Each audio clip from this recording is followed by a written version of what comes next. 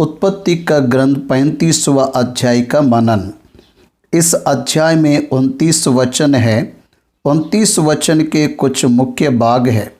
पहले वचन से 7वें वचन तक याकूब अपने परिवार को बेतेल ले जाने की तैयारी, उसके घर में राहेल के लाए हुए गृह देवता है, उसे फेंक दिया। 8वां वचन रिबका की धाय दबोरा, उसके मौत के बारे में लिखा हुआ है।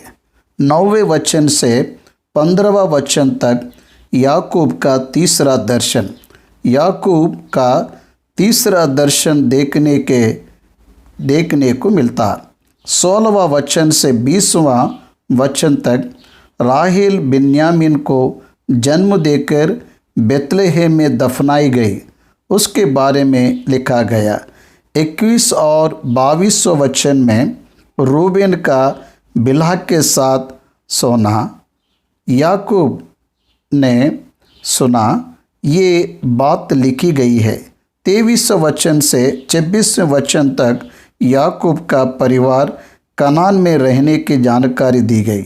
27 से 29 वचन तक इसहाक की मृत्यु के समय याकूब की आयु 120 है, मतलब तब तक यूसुफ उससे दूर हो गया था। यूसुफ मर गया, इस भावना में वह तब था। याकूब 130 वर्ष में मिस्र गया, मतलब लगभग याकूब की आयु से 120 वर्ष आने के बाद वह अपनी यात्रा को करते हुए ये 35वें अध्याय में दिखाई देता। अब वचन के मनन में जाएंगे। 35वां अध्याय, उसका पहला वचन तक परमेश्वर ने याकूब से कहा, यहाँ से निकल और बेतेल को जा और वहीं रह और वहाँ परमेश्वर के लिए वेदी बना, जिसने तुझे उस समय दर्शन दिया जब तू अपने भाई एसाव के डर से भाग जाता था। तब याकूब ने अपने घराने से और उन सब से भी जो उसके संग थे कहा, तुम्हारे बीच में जो पराए देवता है उन्हें निकाल फेंको और अपने अपने को शुद्ध करो और अपने वस्त्र बदल डालो और आओ हम यहाँ से निकलकर बेतेल को जाएं। वहाँ मैं परमेश्वर को लिए एक वेदी बनाऊंगा, जिसने संकट के दिन मेरी सुन ली और जिस मार्ग में मैं चलता था उसमें मेरे संग रहा। इसलिए जितने पराए देवता उनके पास थे और जितने कुंडल उनके कानों में थे, उन सबों को उन्होंने याकूब को दिया और उसने उनको उस बांज वृक्ष के नीचे जो शकेम के पास है गाड़ दिया। तब उन्होंने कूच किया और उनके चारों ओर के नगर निवासियों के मन में परमेश्वर के ओर से ऐसा भय समा गया कि उन्होंने याकूब के पुत्रों का पीछा नहीं किया। याकूब उन सब समेत जो उसके संग थे कनान देश के लूज नगर को आया। वह नगर बेतेल भी कहलाता है। वहाँ उसने एक वेदी बनाई और उस स्थान का नाम एलबेतेल रखा, क्योंकि जब वह अपने भाई से डर गया था तब परमेश्वर उस पर वही प्रकट हुआ था। 7 वचन में मैं पढ़ा हूँ, जानकारी दूंगा। उत्पत्ति का ग्रंथ 33वें अध्याय को जब हम देखते हैं तो याकूब पद्दनाराम से कनान के शेकेम में आकर रुके थे देखने को मिलता। परमेश्वर ने याकूब को कनान के शेकेम में जाने के लिए नहीं बताया, ये उसके खुद का स्वयं का निर्णय है। बेतेल में जाने के लिए परमेश्वर ने कहा। बेतेल में याकूब को जाना था। बेतेल ना जाते हुए उसकी यात्रा को शेकेम में रोका। उस कारण से 34वें अध्याय में हुई घटना, दीना का भ्रष्ट होना, परिवार में संकट आना, पुत्र लोग हत्यारे हुए थे, सब देखने को मिलता है। परमेश्वर ने जैसे कहा वैसा करने में जो कोई विश्राम लेता, जो कोई रुक जाता, वे लोग तरह तरह के बर्फीलों का, तकलीफ़ों का सामना करेंगे। इसमें कोई संदेह नहीं है। ये हमें जानना चाहिए। परमेश्वर फिर से याकूब को प्रकट हुआ, उसे बेतेल जाने के लिए कह रहा है। बेतेल परमेश्वर का विशेष स्थान है। जब याकूब पद्दनाराम जा रहा था, जब एसाव ने भय रखा, माता पिता के सलाह के अनुसार जब पद्दनाराम जा रहा था, पहले रात को परमेश्वर उसे प्रकट हुआ। उस स्थान को याकूब ने बेतेल कहा। ये उत्पत्ति के ग्रंथ के 28वें अध्याय 17वां वचन में लिखा गया है। लेकिन यहाँ पर परमेश्वर बेतेल जाने के लिए कह रहा है, पर क्यों? 34वें अध्याय में याकूब के पुत्र शिमोन और लेवी ने हमोर के पुत्र को मार डाले, शेकेम के वासी को तलवार से मारकर उस पूरे देश को लूट लिए, स्त्रियों को दासी के रूप में ले आए, घर में जाकर धन संपत्ति को ले आए। याकूब डर गया। याकूब कनानियों के बीच में संकट के शंका को रखा।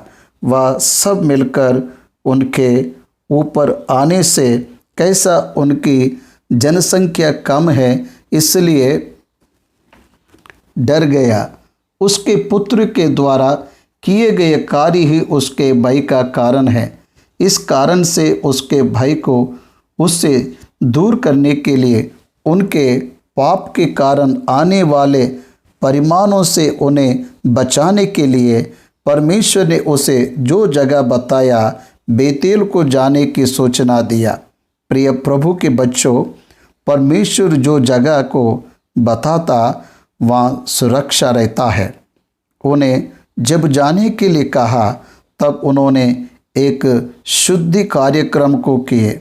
देखिए, परमेश्वर ने याकूब से कहा, यहाँ से निकल कर बेतेल जा। जब तो अपने भाई एसाव के डर से भाग रहा था, उस जगह पर वेदी बना। देखिए, शेकेम में भी उसके पास वेदी है, लेकिन आधीनता नहीं है। पूरा परिवार आधीनता को नहीं दिखा पाया। एक पिता ही भक्ति और आधीनता में रहने से नहीं होगा। पूरा परिवार भी उस भक्ति के वारिस बनकर जीना चाहिए।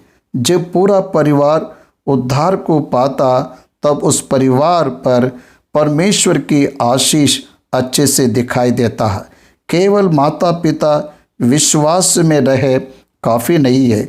बच्चे भी विश्वास में रहने पर ही वह परिवार आशीष और अभिवृद्धि को पाता है।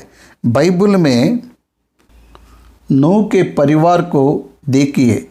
नूह और उसकी पत्नी ही नहीं, उसके 3 पुत्र 3 बहू हैं। ये 8 लोग परमेश्वर के प्रति भय भक्ति को रखते थे, इसलिए वह परिवार ही जल प्रलय से बच गया और उस परिवार से ही संसार की जनसंख्या बढ़ी। जब पूरा परिवार परमेश्वर के भय भक्ति में रहता है, तो निश्चय हमारा परिवार भी आशीष को पाएगा। आधे लोग अगर परिवार का पीछा करेंगे तो संपूर्ण आशीष को हम कभी अनुभव नहीं कर पाएंगे। 35वां अध्याय के 2 वचन में याकूब ने अपने घराने से और उन सब से भी जो उसके संग थे कहा, तुम्हारे बीच में जो पराये देवता है उन्हें निकाल फेंको और अपने अपने को शुद्ध करो और अपने वस्त्र बदल डालो और आओ हम यहाँ से निकलकर बेतेल को जाएं। देखिए, यहाँ पर क्या बता रहा है। फिर से आध्यात्मिक जीवन का प्रारंभ कर रहे हैं। 28वां अध्याय 13वें वचन में बेतेल में परमेश्वर के मिलने के हास्य को स्मरण किया। यहोवा परमेश्वर सीढ़ियों के ऊपर है, सीढ़ी का एक सिरा आकाश के ओर है और दूसरा भूमि पर है। एक सिरा पृथ्वी पर मनुष्य से संबंध को रख रहा है, दूसरा सिरा परमेश्वर से संबंध को बना रहा है। परमेश्वर से संबंध और मनुष्य से संबंध ये प्रभु यीशु मसीह के समय में एक साथ हुआ। हाइपोस्टोटिक यूनियन यीशु मसीह को कहते हैं। इसका मतलब 100% परमेश्वर 100% मनुष्य का रखने वाला एक यीशु मसीह ही है और कोई नहीं है। यीशु मसीह के शरीर में परमेश्वर ने निवास किया, इसलिए यीशु मसीह प्रभु परमेश्वर है, वह वचन है, वह परमेश्वर है, वह मनुष्य है। मनुष्य के सामने वह मनुष्य है, परमेश्वर के सामने परमेश्वर का वचन और परमेश्वर है। इसलिए ये सीढ़ी इधर परमेश्वर से, उधर मनुष्य से, इधर पवित्र परमेश्वर का, उधर पापी मनुष्य को जोड़ने वाला एकाएक मार्ग व सीढ़ी है।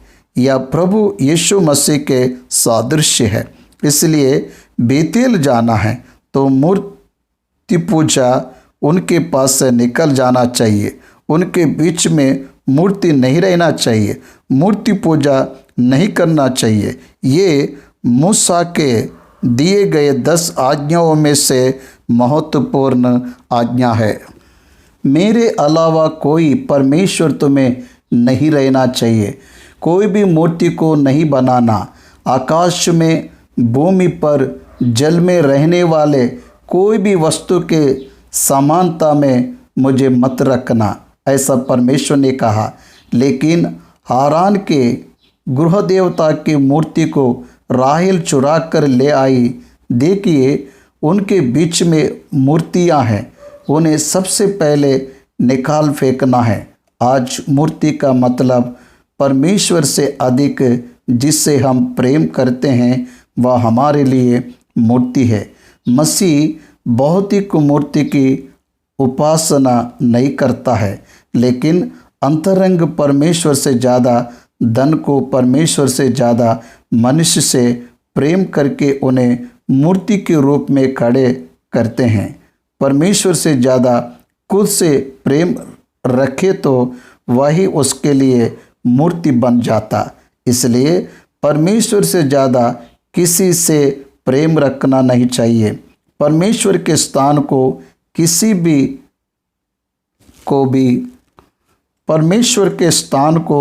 किसी को भी नहीं देना चाहिए, वही मूर्ति बन जाता। इसलिए नौतिक मूर्ति और अंतरंग की मूर्ति निकाल दिए जाने चाहिए, तभी परमेश्वर के साथ सही मेल मिलाप हम कर पाते हैं। याकूब इसलिए यह बता रहा है, तुम्हारे बीच में जो पराये देवता है उन्हें निकाल फेंको, बेच डालो, छुपाओ नहीं कह रहा है, फेंक डालो। So Jacob said to his household and to all who were with him, put away the foreign gods that are among you and purify yourselves and change your garment।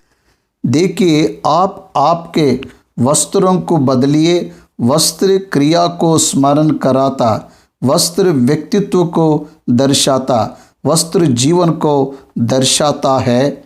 एक बात में कहा जाऊँ तो वस्त्र बदलिए मतलब मन को फिरो। यह अर्थ नया नियम से मैच होता है। इसलिए मूर्ति पूजा को फेंकना है, मन फिराना है, परमेश्वर को समर्पित रहना है, हृदय और जीवन को शुद्ध करना चाहिए। यही संदेश परमेश्वर उन्हें दे रहा है। उसी ही याकूब अपने परिवार वालों के साथ बांट रहा है। हम सब बेतेल जाएंगे। बेतेल का मतलब परमेश्वर का निवास स्थान है। आज हम जिसे चर्च कहते हैं, चर्च का मतलब बिल्डिंग नहीं है, कलीसिया मसीह का शरीर है। हमारा शरीर परमेश्वर के आत्मा का निवास स्थान है, याद रखिए। इसलिए कलीसिया का मतलब आदि कलीसिया या मसीह का शरीर।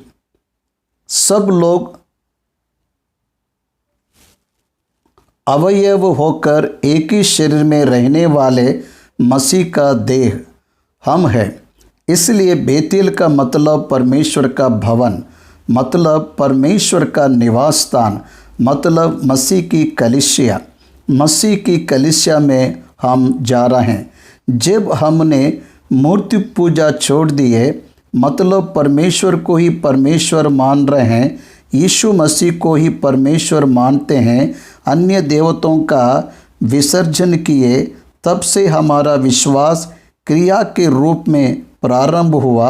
मन फिराव को पाए, मतलब पश्चाताप करके हमारे पाप को छोड़कर परमेश्वर का पीछा करने का मन रखे, तब से हम कलीसिया में सदस्य होकर भागीदार होते हैं। हमें समूहों में मिलना ना छोड़ते हुए सभी विश्वासी लोगों को भाईचारे के भावना से जीवन को व्यतीत करना चाहिए। इसलिए बेतेल परमेश्वर की कलीसिया को दर्शाता है। परमेश्वर का घर मतलब मसीह की कलीसिया ही है। वहाँ मैं परमेश्वर के लिए एक वेदी बनाऊंगा जिसने संकट के दिन मेरी सुन ली, और जिस मार्ग से मैं चलता था उसमें मेरे संग रहा। वेदी को बनाने का कारण क्या बता रहा है जानते हो क्या? संकट के दिन मेरी सुन ली, और जिस मार्ग से मैं चलता था उसमें मेरे संग रहा। इन दोनों बातों को एक बार हमें सोचना चाहिए। परमेश्वर याकूब के साथ ही संकट में रहेगा क्या? भजनकार कहता है, जिसका याकूब का परमेश्वर सहायक है वह धन्य है। ऐसा कहा क्यों? इस्राएल के साथ रहने वाला परमेश्वर ऐसा नहीं कहा। याकूब के साथ रहने वाला परमेश्वर, जब याकूब अपने मामा के घर में जितने दिन रहा तब याकूब के तरह ही रहा। यब्बेक नदी के पास ही परमेश्वर ने उसे इस्राएल में बदला। परमेश्वर याकूब के साथ रहा है क्या? परमेश्वर धोखेबाज के साथ रहा है क्या? पापियों से प्रेम करने वाला परमेश्वर, पापी को बचाने वाला परमेश्वर, पापियों पर दया करने वाला परमेश्वर है। इसका ये अर्थ है। लूका सुसमाचार 19:10 में यीशु मसीह कहता है, पापियों को उद्धार देने के लिए आया हूँ। प्रभु पापियों का उद्धार करता है। पवित्र लोगों से उसको कोई काम नहीं है, पापियों का उद्धार करता है। मनुष्य का पुत्र पापियों को बचाने के लिए आया, सच है। इसलिए यीशु मसीह प्रभु याकूब के लिए सहायक बना। याकूब के भविष्य को जानने वाला परमेश्वर, याकूब के अंतरंग को जानने वाला परमेश्वर, याकूब के लिए योजना को रखने वाला परमेश्वर उसे क्षमा किया और उसके साथ रहा। रोमियों की पत्री में 5वां अध्याय में जब हम देखते हैं तो हम जब पापी थे, हम जब शत्रु थे, हम जब विरोधी थे, तब वह हमारे लिए मरा, ऐसा लिखा गया। हमारे मन फिराव से पहले हम जब पापी थे तब मसीह उसके लहू को हमारे लिए बहाया, प्रायश्चित किया। ये उसके अनुग्रह के द्वारा अनुग्रह के द्वारा उसने किया। इसलिए हम परमेश्वर के साथ संबंध को रखे हैं। प्रभु अपने अनुग्रह के द्वारा पापियों का पीछा कर रहे और उन्हें बचाते जा रहा है। वे पाप करने चाहिए इसलिए नहीं, उन्हें पाप से छुटकारा मिले इसलिए उनके उद्धार के लिए उनसे प्रेम किया। उनके जीवन भर उन्हें अवसर देते हुए उसके पास आने की बुलाहट को दे रहा है। इस सच्चाई को हमें जानना है। उसके मार्ग में उसके साथ रहने वाला परमेश्वर कितना महान है। तेरी आयु कितनी है मैं नहीं जानता हूँ, तो जानता है। तेरा परमेश्वर तेरे हर मार्ग में तेरे साथ है, ये तूने जाना क्या? मुझे 50 वर्ष है, 30 वर्ष की सेवा का अनुभव है।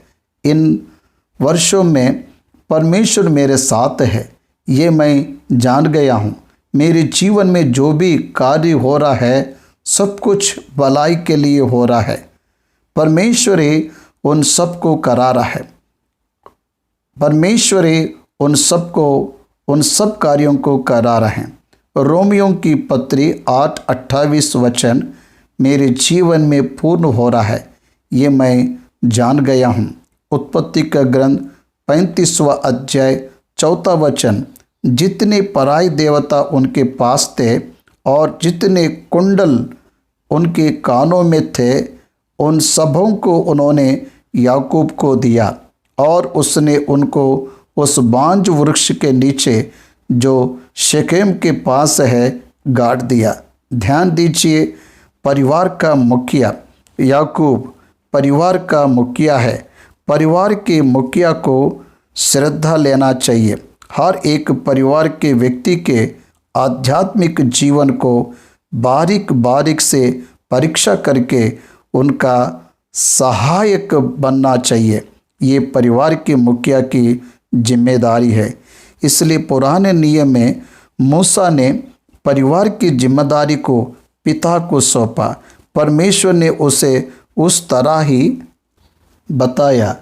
पिता उसके परिवार को, पति को उसके परिवार को परमेश्वर के समीप में चलाना चाहिए। इसलिए इस्राएलियों के बड़ों में से परमेश्वर ने ये बताने को कहा, हर साल 3 बार परमेश्वर के भवन में परिवार का मुखिया पुरुष निश्चय परमेश्वर के सम्मुख दिखना चाहिए। इसलिए हर साल 3 बार 3 पर्व में परमेश्वर के भवन में आकर आध्यात्मिक रूप से उसके जीवन को सेट रेट करना चाहिए। उस तरह से परिवार में एक प्रैक्टिकल मॉडलशिप दिखाना है। परिवार को प्रार्थना में, परिवार को वचन में, परिवार को ध्यान लगाने में, परिवार को अच्छी संगति में, परिवार को सत्क्रिया करने में, परिवार को पवित्रता में बढ़ाने की जिम्मेदारी एक पिता को ही दी गई। वही काम याकूब कर रहे हैं। परिवार के सभी लोगों के पास जो कुंडल है, जो नतनी है, ध्यान दीजिए, ये अन्य जाति के संप्रदाय को दर्शाता है। उनके पास रहने वाले देवता सभी ला कर दिए। दे में भी गोल्ड, सोना हो सकता है, कीमती वस्तु हो सकता है, लेकिन उसे फेंकना ही है। ध्यानपूर्वक सुनिए, आपके लिए लाभदायक लगाने वाले बहुत से बातों को प्रभु के पास आने के बाद विसर्जन करना ही है। प्रभु को पसंद ना आए ऐसा कुछ भी व कितने भी लाभदायक क्यों ना हो, उसे छोड़ना चाहिए। भाइयों और बहनों, परमेश्वर को विश्वास बाता है, मतलब विश्वास से संबंधित क्रिया उसे पसंद है। विश्वास रहित कार्यों को परमेश्वर अंगीकार नहीं करता। इसलिए ये सारे पराये देवताओं को याकूब ने शेकेम में बांज के वृक्ष के पास गाड़ दिया। उन्हें छोड़ दिए। पूरा परिवार उसे फेंक दिए। हमारे जीवन में भी हमें परमेश्वर से अधिक जिससे प्रेम कर रहे हैं उसे गाड़ देना चाहिए। You must Barail it first, ये हमें सीखना चाहिए। वहाँ पर एक बड़ा आशीष छिपा है। क्या हुआ पता है क्या? जब मूर्तियों को गाड़ दिए, जब उन्होंने अपने वस्त्र को बदले, मतलब उनके मन, उसके जीवन को, उनके क्रियाओं को बदले, उनके उद्देश्य को बदले, उनकी सोच को परमेश्वर की ओर फिरे, वह जब परमेश्वर पर आधारित होकर भय मानना प्रारंभ किए, व्हाट हैपेंड इमीडिएटली, तुरंत क्या हुआ? तब उन्होंने कूच किया। उनके चारों ओर के नगर निवासियों के मन में परमेश्वर की ओर से भय समाया गया कि उन्होंने याकूब के पुत्रों का पीछा ना किया। कनान के देश में हिव्वी, हित्ती, बाकी सब कनानी भरे हुए थे। 7 जाति के प्रजा वहाँ हैं। वे सब भी जानते हैं हमोर के पुत्र शेकेम और इस पूरे नगर के लोगों को उन्होंने मारा। ये बात वे सब लोग जानते थे। फिर ऐसा है तो याकूब जैसे डरा वैसे ही उन्हें उन पर आक्रमण करना चाहिए, नहीं किए। परमेश्वर का भय उन सबके मन में समा गया। याकूब से कुछ मत कहना बोलकर लाबान को डराने वाला परमेश्वर, इस्राएल की प्रजा को मत चुना ऐसा कहकर जंगल में शत्रु को डराने वाला परमेश्वर, यरीहो के प्रजा को इस्राएल के आगमन को सुनकर कांपने को लगाने वाला परमेश्वर, यहाँ पर भी बेतेल जाने तक कोई भी हथियार उठाने का साहस ना करे ऐसा उन्होंने डराया। निर्गमन ग्रंथ ये गवाही देता है कि फिरौन और उसके प्रजा को परमेश्वर ने इस्राएलियों के कारण डरा दिया। अबीमेलेक इसहाक से आकर कहता है, हम लोग डर रहे हैं क्योंकि परमेश्वर तेरे संग है। अबीमेलेक अब्राहम के पास आकर कहा, यहोवा तेरे संग है, हमने इसे जान लिया।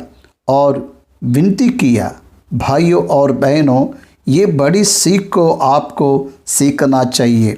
परमेश्वर तेरे संग है तो कितने भी बड़े अधिकारी हो, कितना भी बड़ा प्रभु हो, कितने भी बड़ा राज्य अधिकारी हो, तुझसे डर जाएंगे।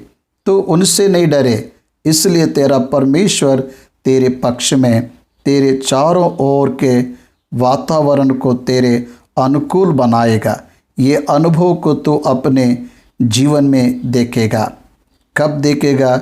जब तू परमेश्वर के साथ तेरे संबंध को सही करेगा, तो जब मन फिराएगा, तो जब वचन के अधीन होगा, तो जब संसार का तिरस्कार करेगा, तो बलवंत होगा, तेरा भय लोगों के मन में रहेगा।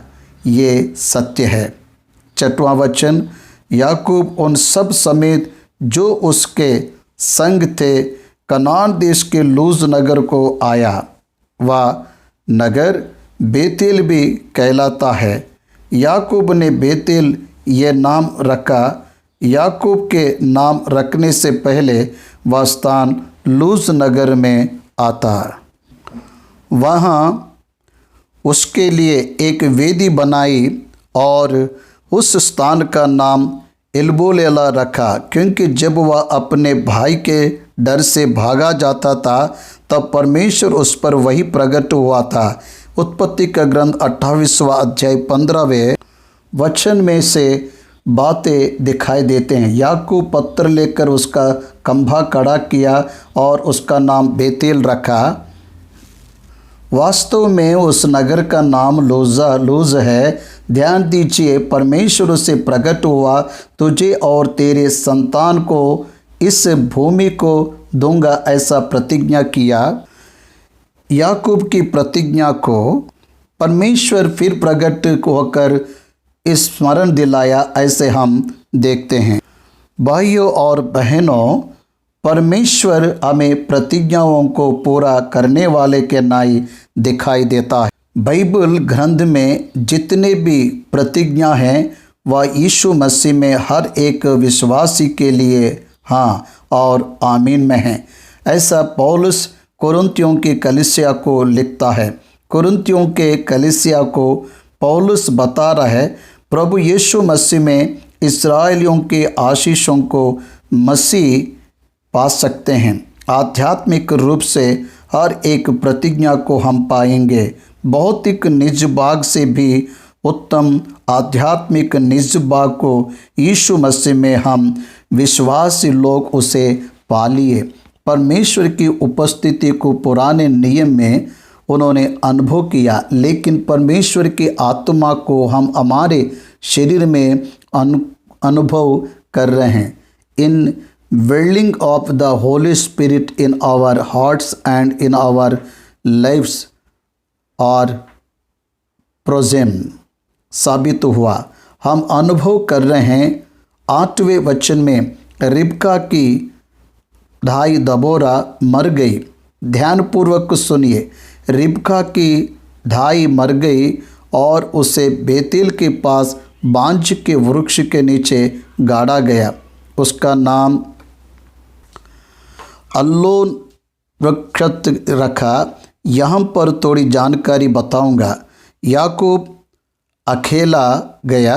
याकूब पद्दनाराम से संबंधित परिवार को लेकर आ रहा है। फिर ये दाई की मृत्यु की जानकारी यहाँ क्यों लिखा है? मतलब याकूब बेतेल में आने के समय में इसहाक और रिबका के साथ रहने वाली ये दबोरा मर गई। उसे बेतेल के बांज वृक्ष के निचले भाग में मिट्टी दी गई। उस वृक्ष का नाम अल्लोन बकुत है।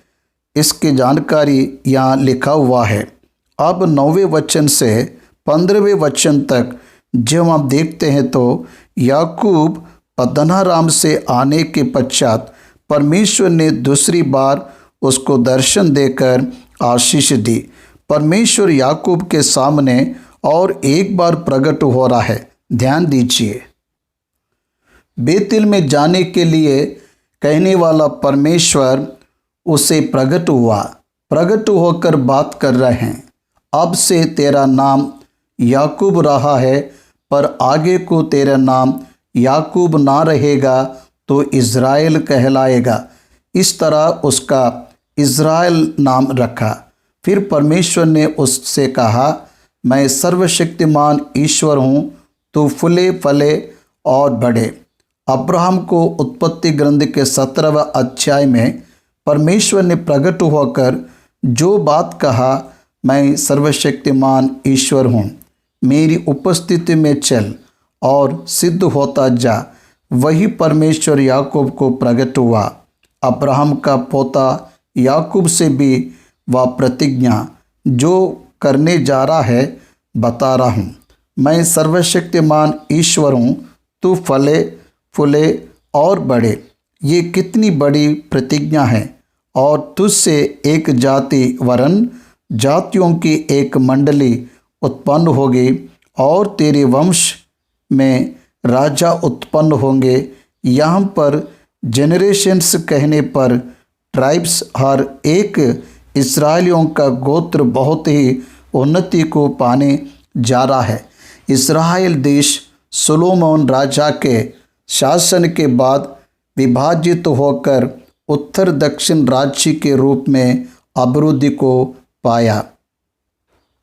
उतना महान देश बनकर ये अभिवृद्धि को पाया। अब संसार में जब हम देखते हैं तो तब के अब्राहम के संतान अरबस जुडास हमें अभी भी विश्व के नक्श में दिखाई देते हैं। परमेश्वर की बात उस समय अब्राहम को जो प्रतिज्ञा किया, तेरे संतान बालू की किनकों के समान होंगे, वह पूरा हुआ। याकूब को दी गई प्रतिज्ञा भी पूरा हुआ, ऐसा इतिहास हमें बताता है। 13वां वचन, तब परमेश्वर उस स्थान में जहाँ उसने याकूब से बात की उसके पास से ऊपर चढ़ गया। उसके पास से ऊपर चढ़ गया।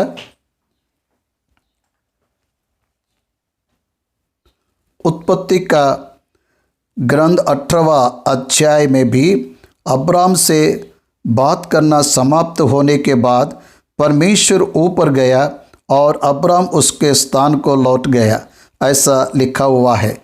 यहाँ पर physical appearance of Jesus Christ and the angel of Jehovah, यहोवा के दूत के रूप में भौतिक स्वरूप में अब्राहम का पोता याकूब को प्रकट हुआ, ये वास्तव में लग रहा है।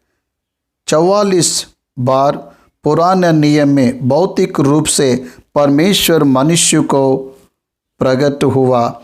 बहुत ही स्पष्ट रूप से बाइबल हमें ये बात बताता है, ये देश तुझे और तेरे संतान को दूंगा कहा, और परमेश्वर स्वर्ग में चला गया। कितनी अच्छी प्रतिज्ञा, मीठी प्रतिज्ञा, अद्भुत प्रतिज्ञा। ध्यान दीजिए, सुलोमोन के समय में इस्राएल देश में यहूदी लोगों ने 30% ऑक्यूपाई किए। कब 100% ऑक्यूपाई करेंगे जानते हो क्या?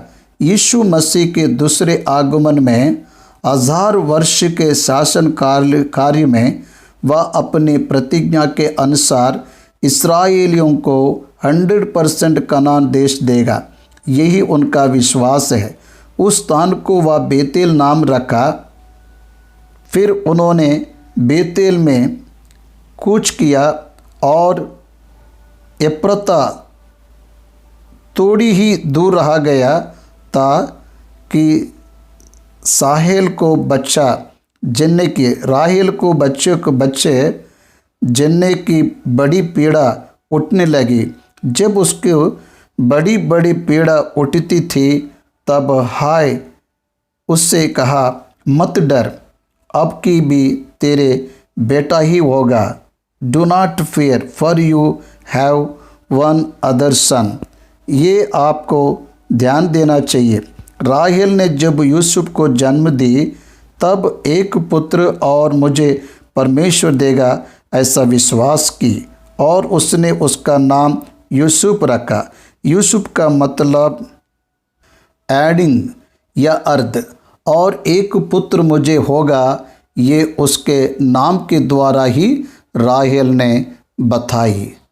उसी बात को उसके मृत्यु के समय, उसके प्रसव के समय में धाई उसे स्मरण करा रही है। परमेश्वर तेरी प्रार्थना को सुना। तूने जैसे एक पुत्र कहा, तेरी इच्छा के अनुसार पुत्र को दे रहा है, ऐसा कही। तब ऐसा हुआ कि वह मर गई और प्राण निकलते निकलते उसने बेटे का नाम बेनोनी रखा, पर उसके पिता ने उसका नाम बिन्यामीन रखा। ये बेनोनी और बिन्यामीन नाम का मतलब मैं सन ऑफ सैरो, दुख का पुत्र मतलब है। जन्म लेते ही माँ को कोने वाले बच्चे के नाई ये दिखता है। ध्यान दीजिए, उस तरह प्रसव के समय मृत्यु को पाने वाली स्त्री बाइबल ग्रंथ में राहेल है। बाइबल रिकॉर्ड्स में जब हम देखते हैं तो विचित्र बातें, याकूब ने उसके मरने के बाद खंभा खड़ा किया, मतलब फर्स्ट ट्यूब कंस्ट्रक्शन भी यहीं हुआ है, ऐसा इतिहास हमें बताता है। वह मर गई। उसकी मृत्यु का कारण क्या है?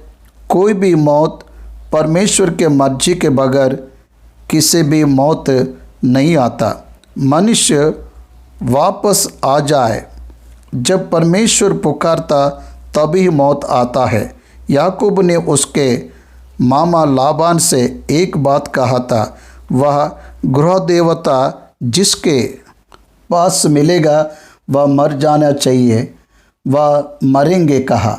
उस दिन गृह देवताओं को मिलने से बचा ली, अपने आप को बचा ली, लेकिन परमेश्वर यहाँ पर याकूब के बातों को पूरा कर रहे हैं। वह अर्धा आयुष्य में ही जा रही है। देखिए भाइयों और बहनों, परमेश्वर के बातों का तिरस्कार करने वालों के जीवन में दीर्घायु रहना ये प्रश्नार्थक है। आप तुरंत ही प्रश्न पूछेंगे, दीर्घायु में रहने वाले सभी परमेश्वर के मार्ग में है क्या? नहीं होंगे। परमेश्वर अपने अनुग्रह के द्वारा उन्हें अवसर दे रहा है होगा। नया नियम के समय में परमेश्वर विस्तृत रूप से आयु को परमेश्वर दे रहा होगा। ये उनके मन फिराव के लिए परमेश्वर अवसर दे रहा होगा। इसे हमें लेना चाहिए। याकूब ने बेतलहम के एप्रता मार्ग में उसे गाड़ दिया। हम जब इस्राएल देश में प्रवेश करते समय ये चेक पोस्ट आउटसाइड में राहेल का कब्र हमें बाएं दिशा में दिखाई देता है। 20वां वचन, याकूब ने उसके कब्र पर एक खंभा खड़ा किया। राहेल के कब्र का वह खंभा आज तक बना है। फिर इस्राएल ने कूच किया और एदोर नामक गुम्मट के आगे बढ़कर अपना तंबू खड़ा किया। याकूब राहेल से बहुत प्यार करता, वह मर गई। याकूब दुखी हो गया। याकूब अपनी यात्रा में आगे बढ़ते जा रहा है। एक तरफ से परमेश्वर उसे याव दे रहा है और दूसरी तरफ से बहुत से कष्टों को याकूब देख रहा है। याकूब का पूरा जीवन भौतिक तकलीफ़ों से भरा हुआ है। याकूब के जीवन में युद्ध के दिन के लड़ाई के नाई जीवन बिताता गया। उसके माता पिता के घर में जब था तब माता के प्रोत्साहन के कारण 40 वर्ष घर से बाहर रहा। माता पिता को देख नहीं पाया। पिता के बुढ़ापे में आने तक उसे बाहर ही रहना पड़ा।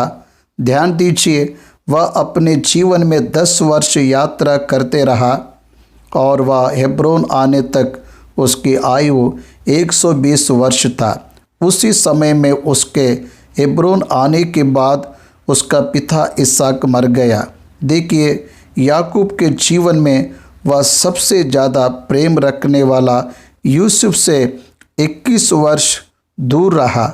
वह सबसे ज़्यादा प्रेम रखने वाली राहेल को उसके संपूर्ण आयु होने से पहले को दिया। खुद के बच्चे ही उसे झूठ बोलकर धोखा दिए। अकाल के कारण उसके पुत्र तड़पने लगे। लेवी और शिमोन शेकेम में जब सबको मारकर याकूब को दुख और डर दिए। इस तरह से जब हम देखते जाएंगे तो हर एक भौतिक परिस्थितियां इस महान व्यक्ति के जीवन में प्रतिकूल ही दिख रहा है, लेकिन आज के मसीह लोग उनके जीवन में एक भी प्रतिफल परिस्थिति को अंगीकार नहीं कर पा रहा है। आज बहुत से विश्वासी मसीह जीवन को फूलों के रास्ता है जैसा एस्टिमेट कर रहे हैं। जो भी मसीह में जीवन बिताना चाहता है वह सताया जाएगा, ऐसा वचन हमें स्मरण दिलाता है। ये संसार तुम्हें से बैर रखेगा क्योंकि उसने पहले मुझसे बैर रखा, ऐसा यीशु मसीह ने ही स्वयं बताया।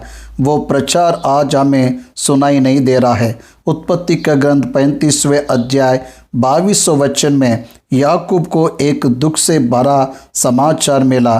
परिवार में ज्येष्ठ पुत्र रूबेन याकूब की उपपत्नी अर्थात के राहेल की दासी बिलहा के साथ कुकर्म किया। उसे ऐसा वचन में बताया जा रहा है। पवित्र आत्मा परमेश्वर बहुत से पितरों के जीवन में हुए विशेष कार्य और परमेश्वर के बातों के विपरीत किए जाने वाले कार्यों को ना मिटाते हुए उसे लिखवाया। याद रखिए, वह अपनी मौसी अर्थात राहेल की दासी बिलहा के साथ कुकर्म किया। रूबेन का स्वभाव चंचल है। रूबेन को ज्येष्ठता का अधिकार मिलना चाहिए था, लेकिन उस स्थान में ज्येष्ठता यूसुफ को मिला। याकूब रूबेन को ज्येष्ठता नहीं दिया। याकूब सब पुत्रों को आशीष देने का संदर्भ हमें उत्पत्ति के आखिरी अध्याय में देखने को मिलेगा। उत्पत्ति का ग्रंथ 49वां अध्याय 3 और 4 वचन में कहता है, हे रूबेन, तू मेरा जटा, मेरा बल और पौरुष का पहला फल है। प्रतिष्ठा का उत्तम भाग और शक्ति का भी उत्तम भाग तू ही है। तू तो जल के समान उबलने वाला है, इसलिए दूसरों से श्रेष्ठ ना ठहरेगा, क्योंकि तू अपने पिता की खाट पर चढ़ा, तब तूने उसको अशुद्ध किया। वह मेरे बिछोने पर चढ़ गया। अंत के समय में भी याकूब ने उन बातों को स्मरण किया।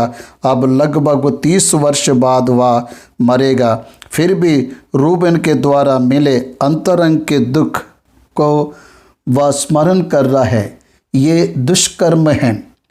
लेवी व्यवस्था में इस्राएलियों को सेक्सुअल रिलेशनशिप किसके साथ रखना चाहिए और किसके साथ नहीं रखना चाहिए, इन सब बातों को मूसा के द्वारा परमेश्वर ने बताया। तेरे पिता की पत्नी को तो नहीं छूना, वह दुष्कर्म है, ऐसा बताया। याकूब जिसके साथ संबंध रखा, उसके साथ रूबेन का कुकर्म करना ये बड़े दुष्कर्म में आता है। कोई भी भाई अपने बहन के अंग को नहीं देखा, ये अंगीकार योग्य नहीं है, ऐसा मूसा ने बताया। इसलिए यहाँ पर रूबेन के द्वारा की गई घोर पाप के बारे में पवित्र आत्मा परमेश्वर ने वचन में बताया। ये बात याकूब को मालूम हो गई। उन दिनों में रहस्य में किया गया पाप बाहर आ गया। अब के जैसा मीडिया के माध्यम के दिन तभी नहीं थे, फिर भी पाप नहीं छुपता। रहस्य में कमरे में किया जाने वाला काम बाहर बताया जाएगा, कहा। उस तरह से पता चल गया। 23वें वचन से 26वें वचन तक पद्दनाराम में याकूब के द्वारा जन्म लिए पुत्रों की जानकारी बता रहा हूँ। याकूब के 12 पुत्र हुए। ये 12 गोत्रों के कर्ता के बारे में यह लिखा गया है। उनमें से लिया के पुत्र ये थे, अर्थात याकूब का जटा रूबेन, फिर शिमोन, लेवी, यहूदा, इसाकार और जबूलून। याकूब के 12 पुत्रों में से 50% पुत्र लिया के द्वारा ही उत्पन्न हुए हैं। याकूब ने लिया से प्रेम नहीं किया, फिर भी बच्चों को जन्म दे रहा है। उसके बाद राहेल के 2 पुत्र हैं, यूसुफ और बिन्यामीन। राहेल की दासी बिला के 2 पुत्र हैं, दान और नप्ताली। लिया की दासी जिल्फा का 2 पुत्र हैं, गाद और अशूर। कुल मिलाकर 12 है। 22वां वचन, याकूब ममरे में जो किरियतरबा अर्थात इब्रोन है, जहाँ अब्राम और इसहाक का परदेश होकर रह रहे थे, अपने पिता इसहाक के पास आया।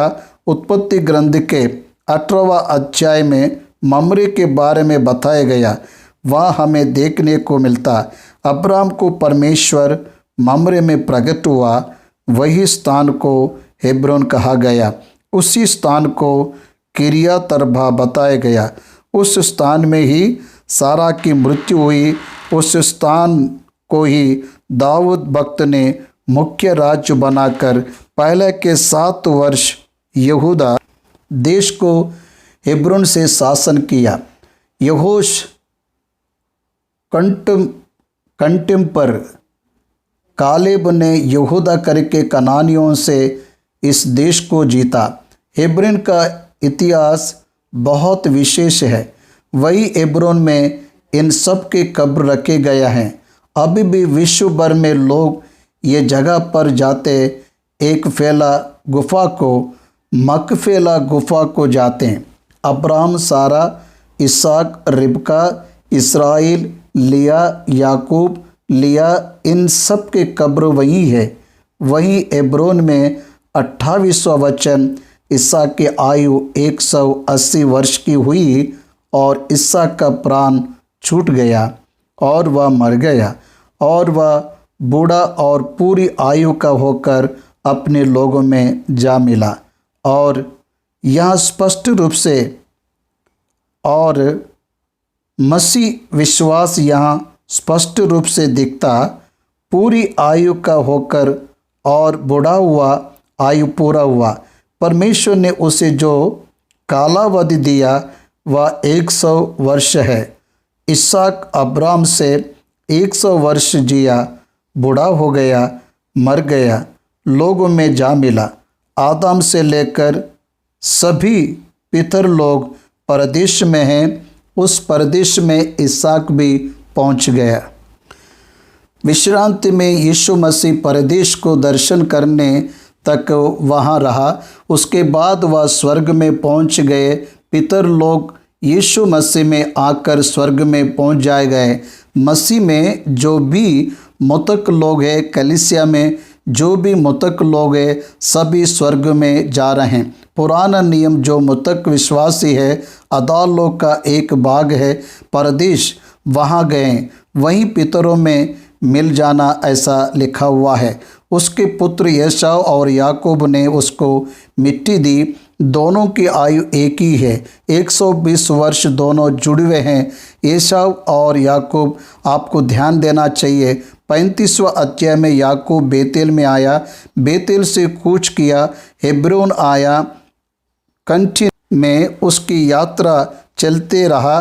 एक जगह पर वे लोग नहीं रहे, अलग अलग जगह से जाते हुए परमेश्वर की बातों को समझकर उनके द्वारा उनके आध्यात्मिक जीवन को परमेश्वर के समीप रखते हुए वे लोग चलते गए। याकूब की आयु जैसे जैसे बढ़ता जा रहा था, वैसे वैसे वह परमेश्वर को और समीप गया। उसके प्रारंभ के दिनों से उसके पद्दनाराम में से रहने के समय तक संसार से संबंधित जीवन को व्यतीत करता रहा। यूसुफ के जन्म लेने के बाद वह परमेश्वर के आज्ञा के अनुसार अपने घर जाने को निर्णय लेने तक वह अपनी इच्छा के अनुसार रहा। वह लाबान के घर के बाहर जब 20 वर्ष रहा, तब परमेश्वर से संबंध को अत्यधिक बढ़ा लिया। इस तरह याकूब का जीवन हमें खुली किताब की तरह दिखते हुए अपने आध्यात्मिक जीवन को परमेश्वर के लिए कैसे तैयार रखना चाहिए, ये हम सिखाता है। ऐसा मैं विनती करता हूँ। बाद में का अध्याय एदोम की वंशावली को बताने वाला अध्याय है।